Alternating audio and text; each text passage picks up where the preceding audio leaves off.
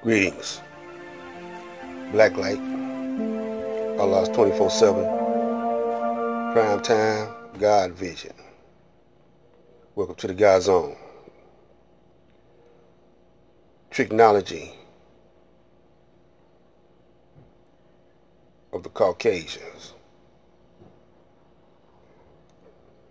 Not just any Caucasians though. All Caucasians don't have this technology. It's those at the top.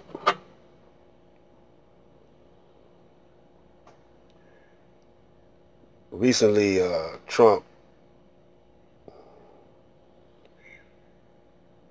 is trying to push a deal to the Palestinians about Israel. Taking over, really. Palestinians, if they was to take this deal, they would give up their army, all weapons. Watch carefully, because the black man here in America might be put in that same position one day. So we're talking about the empire, the 3 city empires. Check it out. Hello and welcome to the 8th episode of History Not Taught at School, which is going to be about our world. And I want to begin by talking about the 3 sovereign city-states that are in the world which are most powerful. And the first of these is Vatican City, there in the heart of Rome, in the centre of Italy, which is a sovereign state which pays no taxes and has its own private guard, the Swiss Guard. And the second of these is the City of London, which also is a sovereign city-state within England, which pays no taxes and has its own private police force, the Metropolitan Police. And this is the financial hub of the British Commonwealth. And the third of these is Washington, D.C. And we can see that Washington, D.C. has been laid out according to Masonic principles with the pentagram and things like that. And we know also that there's a private guard there at Arlington Cemetery. And so these are the 3 horns that are mentioned in chapter 13 of the book of Revelation. First of all Rome, and then the 2 horns that follow it, which are the British Commonwealth and the United States of America. And on top of these horns, which represent the beast of the book of Revelation, is the whore of Babylon, which represents the religions that control the beast, which are the religions of Freemasonry and Gnosticism. The La Fortuna, by the way, transported approximately 217 slaves on each trip. The owner cleared not less than $41,438 from such a trip. These were dollars which the slave dealers could keep, and these were dollars of value which would buy a great deal in return. When one considers that the Jews of Newport owned about 300 slave-transporting ships, active without interruption, docking at Newport, Africa, Charleston, or Virginia, one can approximate the tremendous earnings which made their way to Jewish ship owners. Indeed, the Jews admit that of the 600 ships leaving Newport Harbor into all the world, at least half of them went their way to Africa. And we know what these ships going to Africa were seeking. The fact that Aaron Lopez had control of over more than half of the combined deals of the colonies of Rhode Island with Newport is well known. And so the book of Revelation also describes the moving of human cargo, which is the slave trade. And it also says that all the merchants of the earth will weep and mourn when Babylon falls. And so this represents all the major corporations that are built up in the world today and how they will all fall one day. And we also know that sitting on top of the beast, that is the beast of Rome and London and also America, is this whore of Babylon, which describes all the whore religions that are mentioned in the Bible. And so let's have a look now at the first Masonic lodges in America. In the year 1749, the first Masonic lodge was established.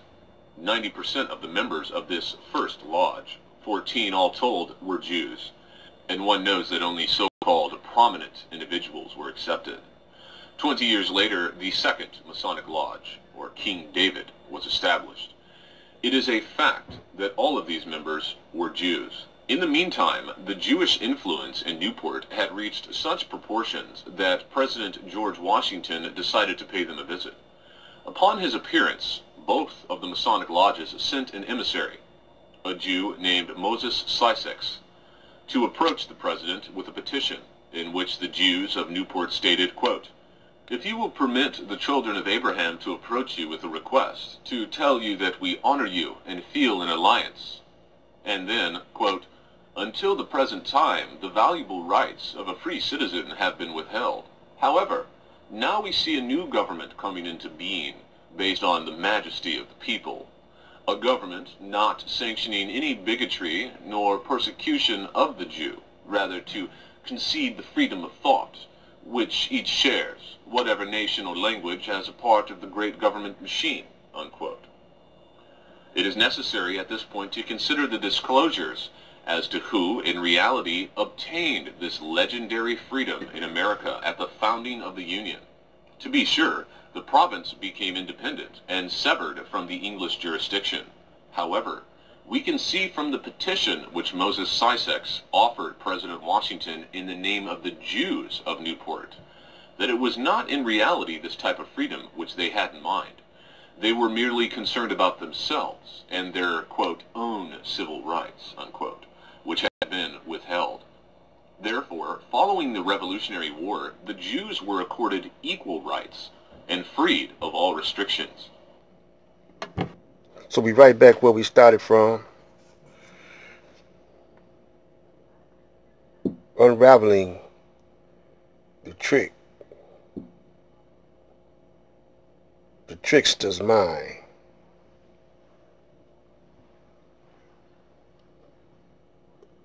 Detroit is a key figure in all of this because of the coming of Master Farad Muhammad that enlightened the Honorable Elijah Muhammad. Out of all the leaders, the Honorable Elijah Muhammad had the insight to call the nation of, to name it the Nation of Islam. I believe that Master Farad probably gave him that name, but on how to set it up with FOI, military, Muslim girl training, and University of Islam, a separate school. So we're going to get into that later, but he knew about the USA, Uncle Sam being the military. And so he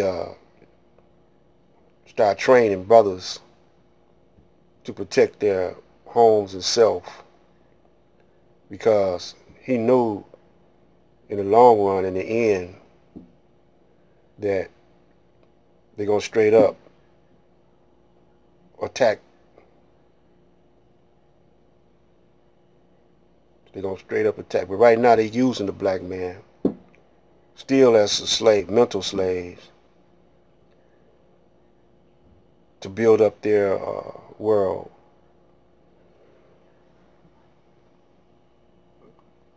The Vatican, Rome, that's where they took all the books from Alexandria, not all of them, but a significant amount of them. And they're controlling all the religions, including Islam. See, so they over there in Palestine right now, and the Romans and the Jews are related tribally, on a tribal level. They come from the caves. And then at the top, you got London, Rothschilds, Federal Reserve. What's going on in Washington?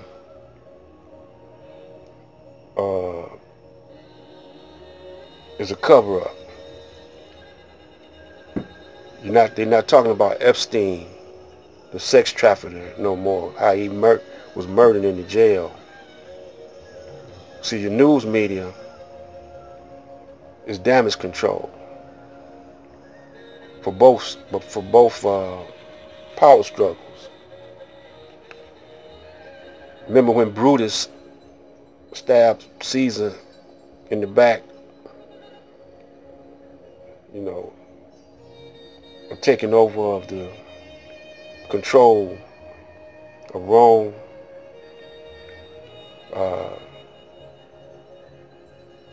These brothers now, they don't talk about it like this. Now I wonder why brothers don't keep your mind glued to how they are stealing your very life force, your mind, your body, and your soul are being controlled by Satan. This is black light. Sugar and sugar, salt and salt. If you ain't digging on this, it ain't my fault. We got the kind of flavor that will save you, and the kind of knowledge you won't get in college. So we want you to rise and shine. It's prime time. Black light.